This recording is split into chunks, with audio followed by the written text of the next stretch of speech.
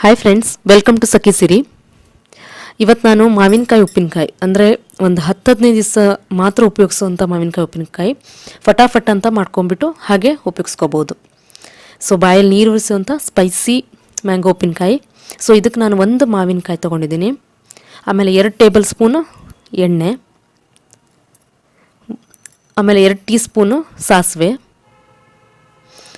ಒಂದು ಚಿಟಿಕೆ ಹಿಂಗು, ಆಮೇಲೆ 1 ಟೇಬಲ್ ಸ್ಪೂನ್ ಆಗೋಷ್ಟು ಅಂತ ಅಚ್ಚ ಖಾರದ ಪುಡಿ, 1 ಟೇಬಲ್ ಸ್ಪೂನಷ್ಟು ಉಪ್ಪು. ನೀವು ಹೆಚ್ಚಬೇಕಾದ್ರೂ ತೊಗೋಬೋದು. ಸೊ ಇಲ್ಲಿ ನಾನು ತೊಗೊಂಡಿರೋಂಥ ಮಾವಿನಕಾಯಿ ತುಂಬ ಕಾಯಿ ಆಗಿರಬೇಕು, ಒಂದು ಸ್ವಲ್ಪ ಹಣ್ಣಾದರೂ ಉಪಯೋಗಿಸ್ಕೊಳ್ಳೋದು ಚೆನ್ನಾಗಿ ಬರೋಲ್ಲ ಉಪ್ಪಿನಕಾಯಿ. ಆಮೇಲೆ ಆ ತೊಟ್ಟಿನ ಭಾಗನ ನೀಟಾಗಿ ತಗೋಬೇಕು, ಅಲ್ಲಿ ಸೊನೆ ಇರುತ್ತೆ. ಸೊ ಅದನ್ನು ತಕ್ಕೊಬಿಟ್ರೆ ಸಾಕು. ನೆಕ್ಸ್ಟು ಇದನ್ನು ನೀಟಾಗಿ ಈ ಸಿಪ್ಪೆ ಭಾಗ ಏನು ಬರುತ್ತೆ ಆ ಬದಿ ಮಾತ್ರ ಕಟ್ ಮಾಡ್ಕೊಬಿಟ್ಟು ಉಪಯೋಗಿಸ್ಕೊಂಡ್ರೆ ಚೆನ್ನಾಗಿರುತ್ತೆ. ಸೊ ಈ ಥರ ವೈಟ್ ಆಗಿದ್ದರೆ ಮಾತ್ರ ಉಪಯೋಗಿಸ್ಕೊಳ್ಳಿ. ಒಂದು ಸ್ವಲ್ಪ ಹಳದಿ ಬಣ್ಣ ಬಂದರೂ ಚೆನ್ನಾಗಿರಲ್ಲ. ಸೊ ಇಷ್ಟೇ. ಅದನ್ನು ನಾನು ಸಣ್ಣ ಸಣ್ಣ ಪೀಸ್ ಮಾಡಿ ಎತ್ತಿಟ್ಕೊಂಡಿದ್ದೀನಿ. ಇದಕ್ಕೆ ಒಗ್ಗರಣೆ. ಸೊ ಒಗ್ಗರಣೆಗೆ ನಾನು ಏನು ಮಾಡ್ಕೊಳ್ತಿದ್ದೀನಿ ಅಂದರೆ ಎಣ್ಣೆ ಮಾತ್ರ ಬಿಸಿ ಮಾಡ್ಕೊಂಡಿದ್ದೀನಿ.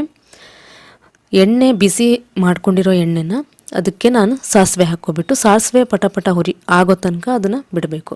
ಸೊ ಪಟಪಟ ಆದ ಕೂಡಲೇ 1 ಚಿಟಿಕೆ ಹಿಂಗು. ಸೊ ಅದು ಫ್ಲೇವರ್ ಕೊಡುತ್ತೆ, ಒಳ್ಳೆ ಫ್ಲೇವರ್ ಕೊಡೋದ್ರಿಂದ ಫ್ರೆಂಡ್ಸ್ ಅದನ್ನು ನೀವು ಉಪಯೋಗಿಸ್ಕೋಬೋದು. ಆಮೇಲೆ ಇಲ್ಲಿ ಅಚ್ಚ ಖಾರದ ಪುಡಿ ನಾನು ಮೆಣಸನ್ನು ಎಣ್ಣೆ ಹಾಕಿಬಿಟ್ಟು ಸ್ವಲ್ಪ ಫ್ರೈ ಮಾಡ್ಕೊಂಡಿದ್ದೀನಿ. ಫ್ರೈ ಮಾಡ್ಕೊಂಡು ಪುಡಿ ಮಾಡ್ಕೊಂಡಿರೋಂಥ ಅಚ್ಚ ಖಾರದ ಪುಡಿ.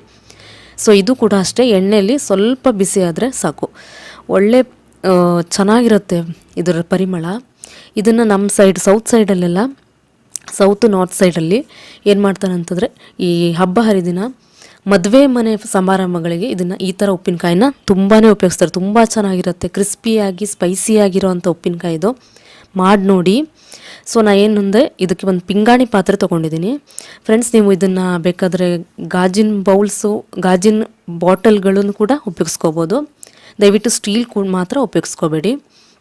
ಇದಕ್ಕೆ ನಾನು ಸಿಪ್ಪೆ ಭಾಗದಲ್ಲಿ ಇರೋವಂಥ ಮಾವಿನಕಾಯಿ ಪೀಸನ್ನು ಮಾತ್ರ ಮಾಡಿಟ್ಕೊಂಡಿದ್ದೀನಿ, ಚೆನ್ನಾಗಿರುತ್ತೆ. ಸೊ ಆ ಪಿಂಗಾಣಿ ಪಾತ್ರೆಗೆ ಹಾಕ್ಕೊಳ್ತಾ ಇದ್ದೀನಿ. ಇದಿಷ್ಟು ಪೀಸ್ ಆದಮೇಲೆ ಅದಕ್ಕೆ ನಾವು ಉಪ್ಪನ್ನು ಹಾಕಿಬಿಟ್ಟು ಒಂದು ಮಿಕ್ಸ್ ಕೊಡಿ ಸಾಕು. ಮಿಕ್ಸ್ ಕೊಟ್ಬಿಟ್ಟು ನೀವೇನು ಒಗ್ಗರಣೆ ಮಾಡ್ಕೊಂಡಿರೋ ಅಂಥ ಮಸಾಲ ಅದನ್ನು ಹಾಕಿಬಿಟ್ಟು ನೀಟಾಗಿ ಮಿಕ್ಸ್ ಮಾಡಿದರೆ ಸೊ ಉಪ್ಪಿನಕಾಯಿ ರೆಡಿಯಾಗಿದೆ. ಸ್ಪೈಸಿ ಆಗಿರೋಂಥ ಟೇಸ್ಟಿಯಾಗಿ ಫಟಾಫಟ್ ಅಂತ ರೆಡಿ ಆಗುತ್ತೆ. ಇದಕ್ಕೆ ಮತ್ತು ನಾವು ತುಂಬ ದಿನ ಕಾಯಬೇಕಂತಿಲ್ಲ. ಮಾವಿನಕಾಯಿ ಸಿಗುತ್ತೆ, ಸಿಕ್ಕಿದ ಕೂಡಲೇ ನೀವು ನೀಟಾಗಿ ಅವತ್ತಿನ ದಿವಸನೇ ಕಟ್ ಮಾಡಬೇಕು. ನೆಕ್ಸ್ಟ್ ಡೇ ಕೂಡ ಅದನ್ನು ಕಟ್ ಮಾಡಿದರೆ ಟೇಸ್ಟ್ ಆಗೋಲ್ಲ. ಅವತ್ತಿನ ದಿನವೇ ಅದನ್ನು ನೀಟಾಗಿ ತೊಳೆದ್ಬಿಟ್ಟು ಒರೆಸ್ಬಿಟ್ಟು ಕಟ್ ಮಾಡಿಬಿಟ್ಟು ಈ ಮಸಾಲ ಹಾಕಿಬಿಟ್ಟು ಮಿಕ್ಸ್ ಮಾಡಿದರೆ ಫಟಾಫಟಾಗಿ ತುಂಬಾ ಕ್ರಿಸ್ಪಿಯಾಗಿರೋಂಥ ಮತ್ತು ಟೇಸ್ಟ್ ಆಗಿರುತ್ತೆ. ಮಸಾಲ ಕೂಡ ಟೇಸ್ಟ್ ಕೊಡುತ್ತೆ. ಇವತ್ತು ಹಾಕಿಟ್ರೆ ನೀವು ಒಂದು ವೇಳೆ ನೀವು ಅದನ್ನು ಸಂಜೆ ಹಾಕಿಟ್ರೆ ನೆಕ್ಸ್ಟ್ ಡೇನೇ ಅದನ್ನು ಉಪಯೋಗಿಸ್ಕೋಬೋದು. ಆಮೇಲೆ 2ರಿಂದ 3 ದಿವಸ ಅಂತೂ ತುಂಬಾ ಟೇಸ್ಟ್ ಆಗಿರುತ್ತೆ. ಆಮೇಲೆ ಫ್ರಿಜ್ಜಲ್ಲಿ ಇಟ್ಬಿಟ್ಟು ನೀವು 15 ದಿವಸ ತನಕ ಉಪಯೋಗಿಸ್ಕೊಂಡ್ರೆ ಅದು ಕ್ರಿಸ್ಪಿಯಾಗಿರುತ್ತೆ. ಇಲ್ಲಾಂದರೆ ಅದು ಸ್ವಲ್ಪ ಮೆದು ಆಗೋಕ್ಕೆ ಸ್ಟಾರ್ಟ್ ಆಗುತ್ತೆ. ಸೊ ಒಂದು ಮಾವಿನಕಾಯಿ ಉಪ್ಪಿನಕಾಯಿ 2 ದಿವಸ ಆರಾಮಾಗಿ ತಿನ್ಬೋದು. ಸೊ ನಾನು ಈ ರೆಸಿಪಿ ನನ್ನ ಬಾಯಲ್ಲಿ ನೀರೋರಿಸುವಂಥ ಉಪ್ಪಿನಕಾಯಿ ನಿಮಗಿದು ಇಷ್ಟ ಆದರೆ ಪ್ಲೀಸ್ ಲೈಕ್ ಮಾಡಿ, ಶೇರ್ ಮಾಡಿ, ಮರಿಬೇಡಿ ನನ್ನ ಚಾನೆಲ್ನ ಸಬ್ಸ್ಕ್ರೈಬ್ ಕೂಡ ಮಾಡಿ. ಸೊ ನೋಡಿ ಅದು ಏನು ಕಲರ್ಫುಲ್ಲಾಗಿ ಕಾಣುತ್ತೆ, ಹಾಗೆ ಟೇಸ್ಟ್ ಕೂಡ ಚೆನ್ನಾಗಿರುತ್ತೆ ಫ್ರೆಂಡ್ಸ್. ಒಂದು ಸರಿ ಟ್ರೈ ಮಾಡಿ, ನಿಜವಾಗ್ಲೂ ಮಾಡ್ಕೊಂಡು ಮತ್ತೊಂದು ಸರಿ ಮಾಡಿ ತಿಂತೀರ. ಓಕೆ ಫ್ರೆಂಡ್ಸ್, ನೋಡಿ ಇಷ್ಟೇ. ನಾವು ನೀಟಾಗಿ ಬರಣಿಯಲ್ಲಿ ಮುಚ್ಚಿಬಿಟ್ಬಿಟ್ಟು ಎತ್ತಿಟ್ಬಿಡಿ.